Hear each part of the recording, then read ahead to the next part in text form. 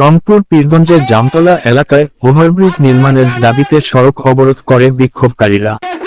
মানববন্ধন সমাবেশ করেছে স্থানীয় এলাকাবাসী সহ শিক্ষার্থীরা। বৃহস্পতিবার জামতলা মদিনাতুল উলুম মাদ্রাসার সামনে রংপুর ঢাকা মহাসড়কে নিরাপদ চলাচল নিশ্চিতে সড়ক অবরোধ করা হয়। এতে করে রাস্তার দুই ধারে শত শত যানবাহন আটকা পড়ে তীব্র যানজটের সৃষ্টি হয়। মানববন্ধন সমাবেশে শিক্ষার্থীরা জানান, 48 ঘন্টার মধ্যে আমাদের সাথে কথা না বললে আমরা আবার কঠোর আন্দোলনের ডাক দিব। ভিডিও চিত্রে থাকছেন বিস্তারিত। আমাদের এখানে আন্ডারপাস দিতে হবে। আজ এই দাবি না মানা পর্যন্ত আমরা আন্দোলন চালাই যাব।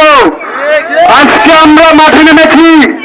আমি এই মানববন্ধন থেকে কর্তৃপক্ষকে 48 ঘন্টার আলটিমেটাম দিয়ে দিলাম।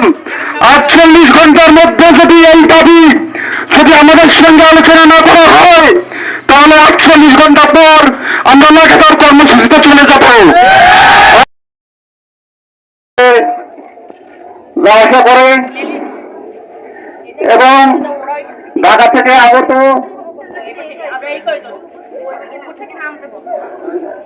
গাড়ি এখানে ব্যবহার হয়ে যাতায়াত করে, কোনো ব্রেক এখানে পাওয়া যায় না।